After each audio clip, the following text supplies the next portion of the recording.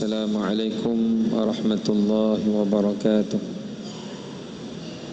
Innal hamdalillah nahmaduhu wa nasta'inuhu wa nastahdihi wa nastaghfiruh wa na'udzu billahi min shururi anfusina wa sayyiati a'malina. Man yahdihillahu fala mudilla lahu wa man yudlilhu fala hadiya lahu. أشهد أن لا إله إلا الله وحده لا شريك له وأشهد أن سيدنا محمدا عبده ورسوله. اللهم صل وسلم وبارك على سيدنا محمد وعلى آله وأصحابه أجمعين.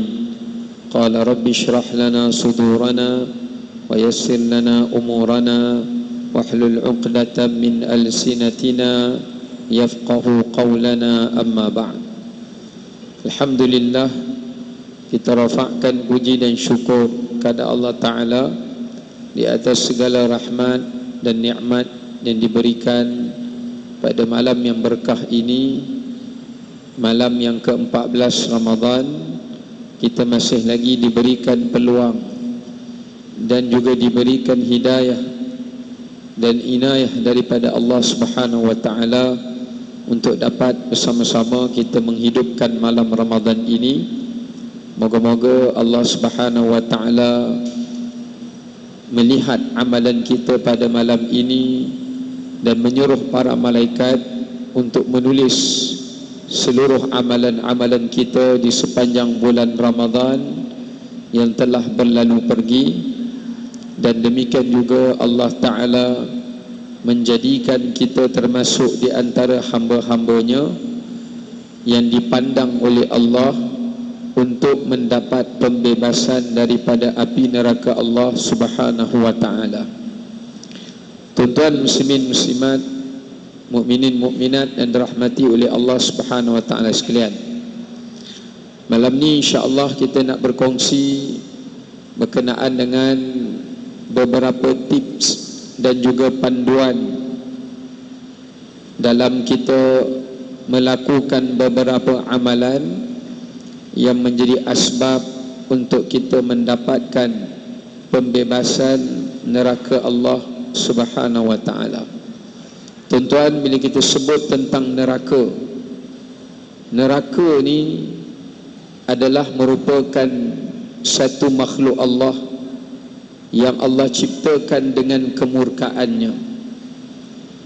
Tuan-tuan, api yang tuan-tuan tengok yang boleh bakar daging kita, boleh merentungkan apa yang dibakar di atasnya, boleh memanaskan apa yang sejuk, dan boleh merentungkan dan menjadikan sesuatu bakaran itu menjadi abu dan debu.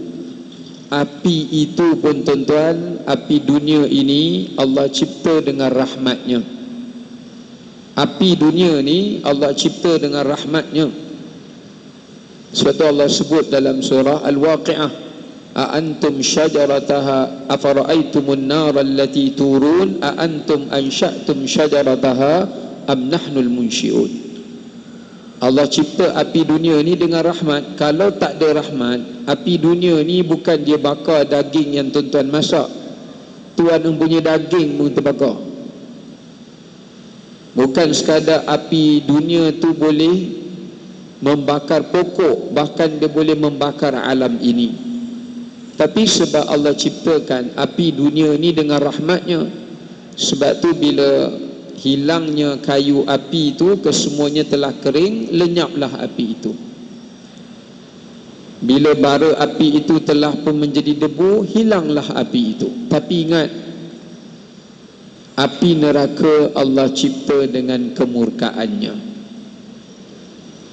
yang mana tidak ada satu azab, tidak ada satu musibah yang paling berat dan dahsyat yang pernah Allah ciptakan selain api neraka Allah Azza wa Jal.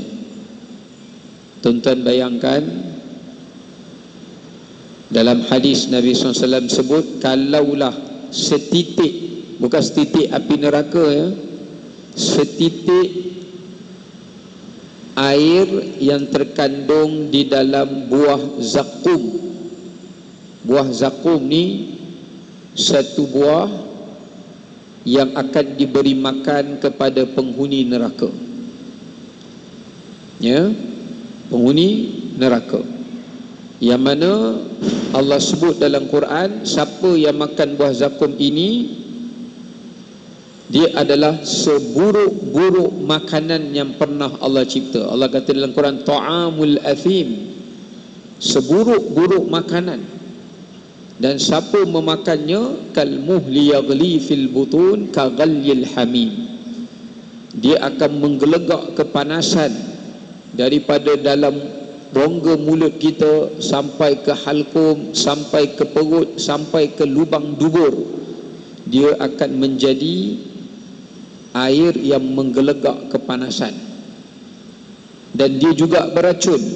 Sebab tu Nabi SAW kata, kalau setitik air zakum itu jatuh ke muka bumi ini, 70 tahun akan mati semua makhluk di daratan dan di lautan.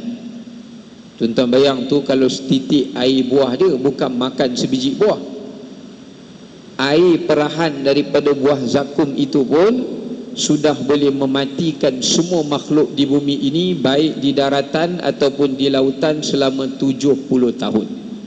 Takkan ada makhluk yang hidup lepas 70 tahun baru boleh hidup. Jadi berat neraka ni.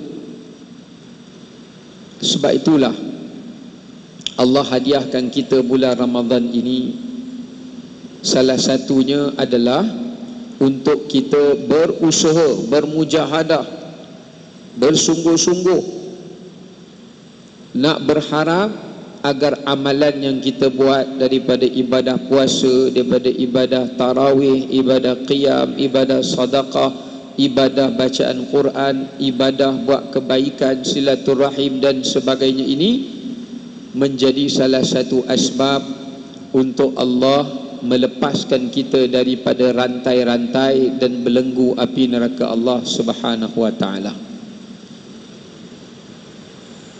Sebab itu dalam hadis Nabi SAW baginda sebut, walillahi utaqa'u minan nar, Allah Ta'ala ini di sisinya dia akan memilih hamba-hambanya yang akan dimerdekakan daripada api neraka. Setiap sehari dalam Ramadan Allah pilih 2 kali, tuan-tuan. Satu ketika kita berbuka puasa, satu lagi setelah tuan-tuan selesai melakukan salat qiyamul lail, salat tarawih. Tadi sekejap tadi tuan-tuan bagi je salam, nama tuan-tuan masing-masing dibawa naik oleh malaikat, dan dia akan dipilih oleh Allah. Nama tu layak tak untuk dipadamkan namanya, senarainya daripada lembaran-lembaran api neraka Allah. Dekat pintu neraka Allah ada satu lembaran. Dekat lembaran itu ditulis nama-nama ahlinya. Walaupun ahli itu belum masuk sebab belum berlaku kiamat, tapi nama tu sudah ditulis. Dan nama itu setelah ditulis, dia tidak akan boleh dipadam melainkan dengan perintah Allah. Malaikat, Malik pun tak boleh padam. Kita nak bayar malaikat, malaikat mana terima bayaran? Mereka tidak akan padam melainkan atas perintah Allah Ta'ala. Persoalannya tuan-tuan, saya, kita semua tak tahu nama kita ada tak.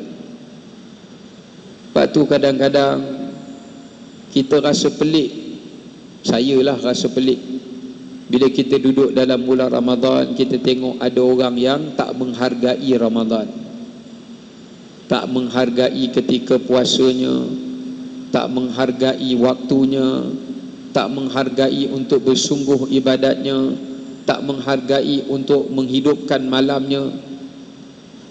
Sebab apa? Sebab mereka tak ada ilmu.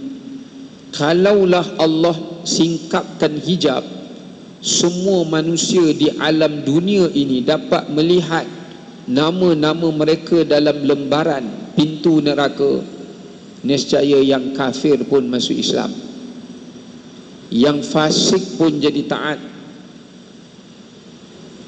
dan orang yang beriman pun akan jadi orang yang bertakwa. Sebab apa? Sebab takut, tuan-tuan. Ya, takut. Kalau tuan-tuan baca surah Al-Mulk dulu sebelum Ramadan, tiap-tiap kali lepas Isyak tuan-tuan baca Al-Mulk.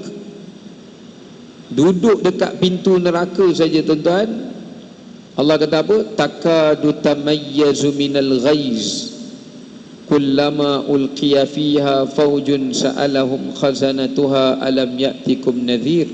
Allah Ta'ala sebut, baru saja mereka sampai menghampiri pintu neraka, mereka dengar syahiqan wahya tafur, mereka dengar suara kemarahan, dengusan api neraka. Macam orang tengah marah, dia hembus nafas kuat, dengusan itu kuat, dan dia mengeluarkan suara syahiq. Syahiq ni suara yang sangat menakutkan, yang mana suara itu kalau didengari oleh manusia, tercabut roh daripada jasad dia. Belum masuk lagi, boleh mati dah. Sebab tu ahli neraka bila mereka dengar saja dengusan itu, mereka takut dan mereka minta malaikat patah bawa balik mereka kepada Allah, dan mereka nak minta pada Allah bawa balik mereka pulang ke alam dunia. Tu baru dengar suara dia, suara daripada jauh tu, nafas dia belum lagi berada dalam perut neraka tu. Maka sebab tu tuan-tuan dirahmati oleh Allah, malam ini sampailah ke pengakhiran Ramadan, kita jangan berputus asa untuk berusaha agar Allah Subhanahu wa taala menyenaraikan kita di antara hamba-Nya yang diberikan pelepasan neraka itu. Antara beberapa amalan yang disarankan, yang pertamanya adalah kita kena berusaha untuk mendapatkan salat fardu berjemaah bersama dengan imam, dan mendapatkan takbiratul ihram bersama dengan imam. Bukan sekadar salat berjemaah dengan imam, tetapi mestilah salat berjemaah itu mendapatkan takbiratul ihram dengan imam. Jadi bukan senang, tuan-tuan. Katakanlah tuan-tuan datang sembahyang Isyak, imam sudah pun baca surah, terpulanglah surah apa imam baca, maknanya kita tak masbuk. Kita tak masbuk sebab imam masih rakaat pertama, tapi kita dah terlepas peluang mendapat hamba yang terpilih di sisi Allah, merdeka daripada api neraka. Terlepas. Dia orang yang Allah nak pilih ni ada kriteria dia, ada ciri-ciri dia. Antaranya lepas imam angkat takbir Allahu Akbar, dia pun Allahu Akbar. Sama ada terutamanya dalam salat fardu, dan sebolehnya juga di dalam salat tarawih. Jangan imam dah baca surah, dah dekat dah rukuk baru dia angkat takbir Allahu Akbar rukuk. Jangan. Bukannya berdosa, tak berdosa, tapi dia rugi.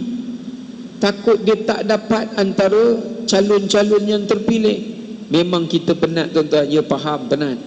Lepas habis salam nak bangun balik, bukan senang. Saya jadi imam, kita kalau jadi imam, kita tak rasa penat, sebab kita fikir nak baca tu. Bila kita duduk belakang, kita rasa sikit lah, ya. Tapi tuan-tuan, setiap kali habis bagi salam, rehat sekejap tu, imam bangun, terus masuk dalam kepala kita, kita nak bangun. Sebab apa? Nak tercalon di kalangan mereka yang dipilih oleh Allah untuk mendapat pelepasan api neraka.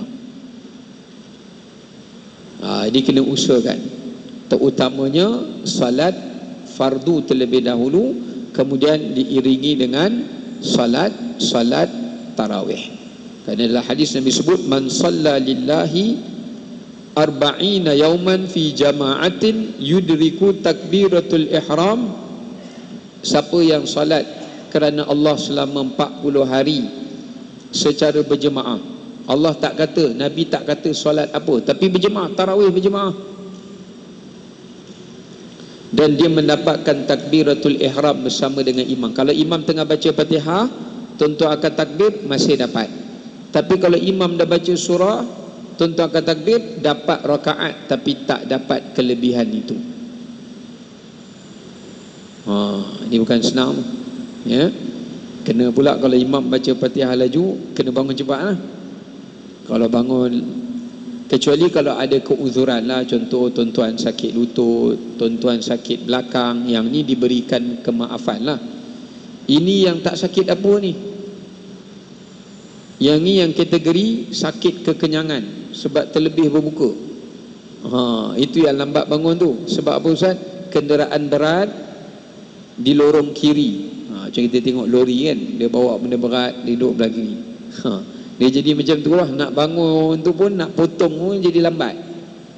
Jadi kita kalau boleh bangun, nak dapat ni, nak Allah Ta'ala pilih ni, bangun, semangat. Minum air ke apa ke, bangun, semangat, ya. Tu yang disedia air tu nak bagi kita bertenaga sikit. Kalau rajin bawa lah kopi kan, bawa dalam bekas, minum kopi. Elok kita minum, kawan sebelah bawa kopi, dia pun minta kopi. Last sekali minum kopi je lah, tak bangun sembahyang, ya.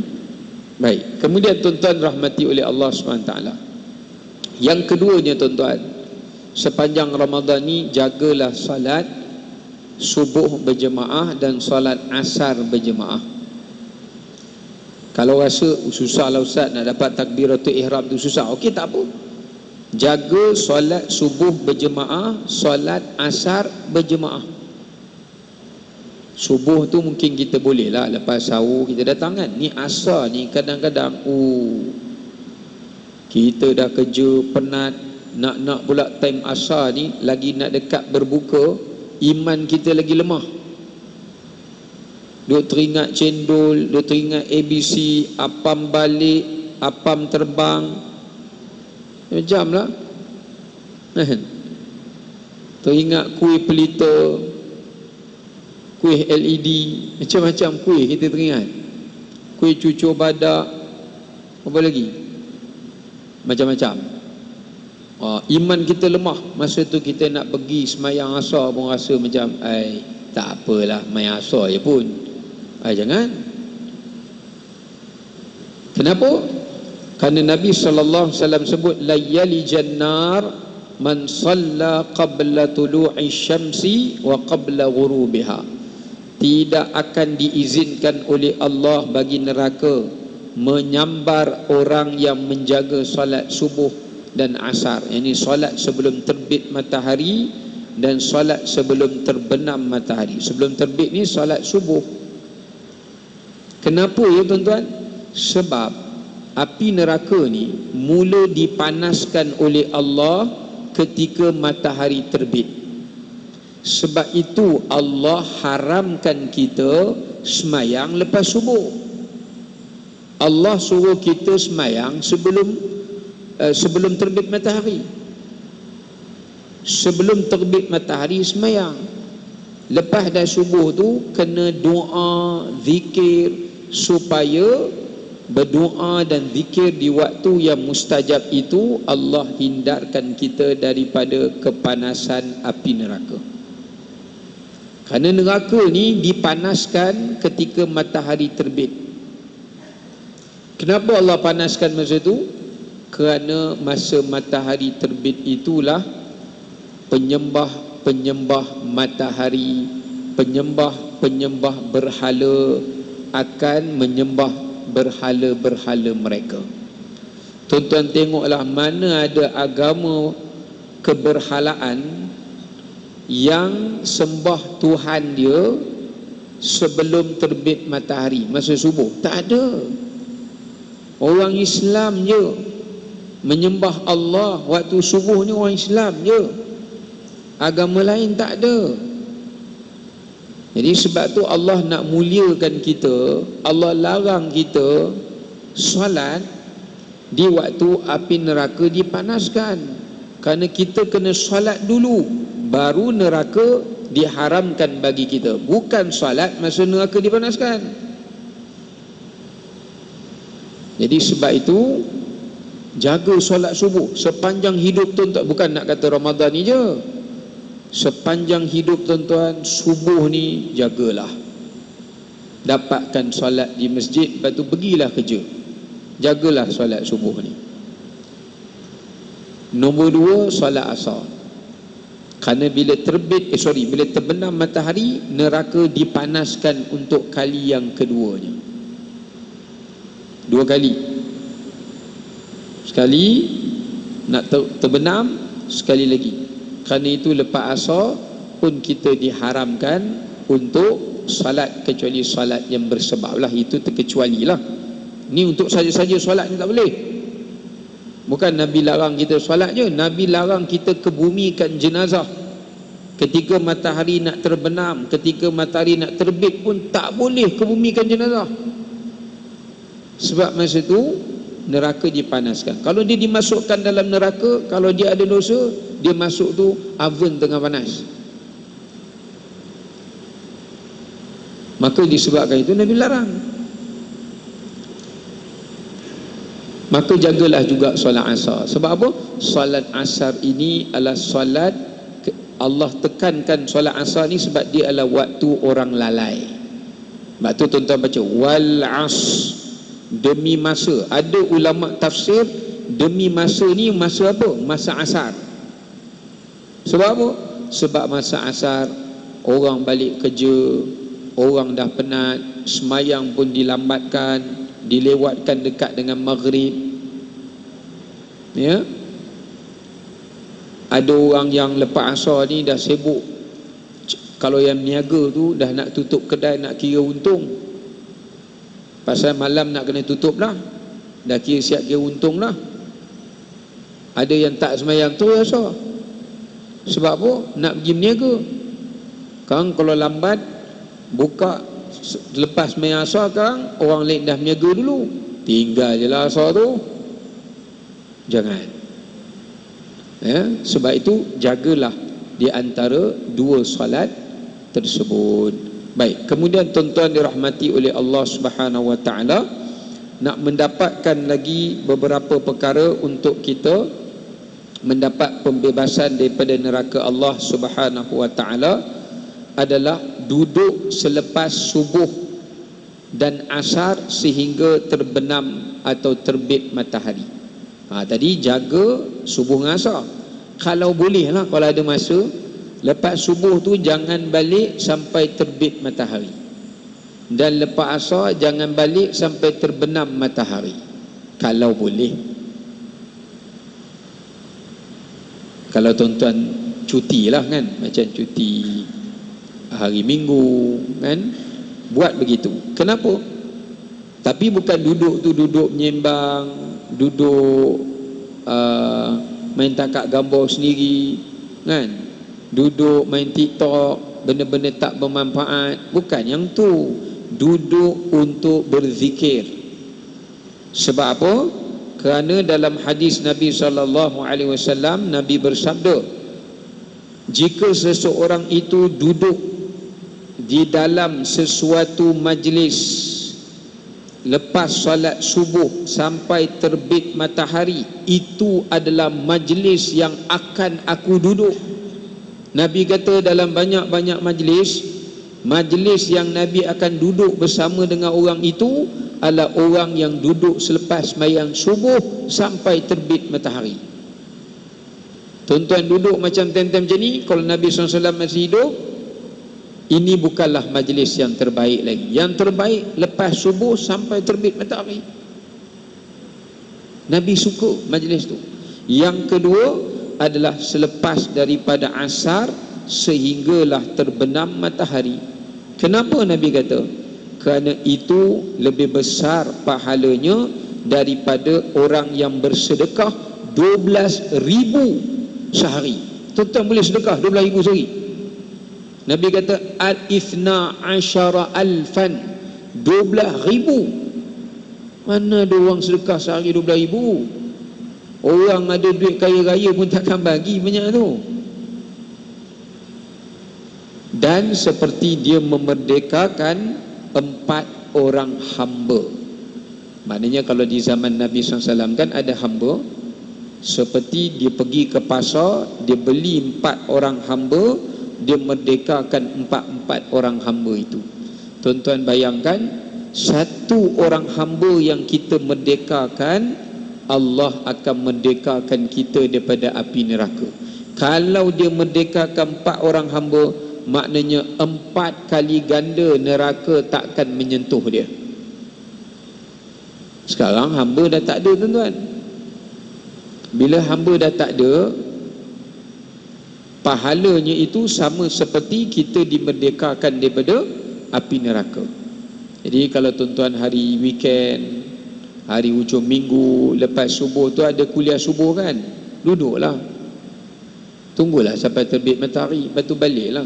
Kalau lepas asar ni lama sikit, masa itulah kita sibuk. Ada ibu-ibu kita nak masak kan, nak pergi ke bazar beli makanan, ya. Bazar tak apa, jangan bazir, ya.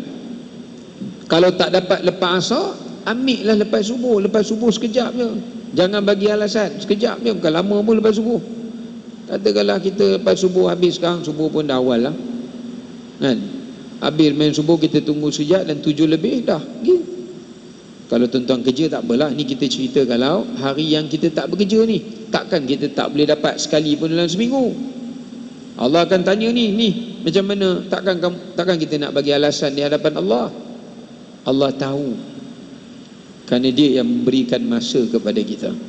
Jadi ambil peluang, ya. Kalau yang kita yang dah pencen ni kan, isteri kita pun tak larat masak, semuanya beli je, beli makan pun, ataupun buka puasa kat masjid kan. Kat masjid ada jamuan buka puasa, lepas asar duduk zikir baca Quran, tunggu buka puasa sama-sama kat masjid.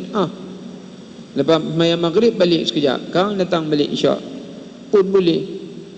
Sebab sekarang masjid pun dah buat jamuan berbuka, ya. Mudah tugas kita, ya. Baik, kemudian yang terakhir tuan-tuan, untuk saya kongsikan satu doa. Yang ini kalau boleh tuan-tuan bacalah setiap subuh dan setiap asar. Sama juga, lepas subuh, lepas asar.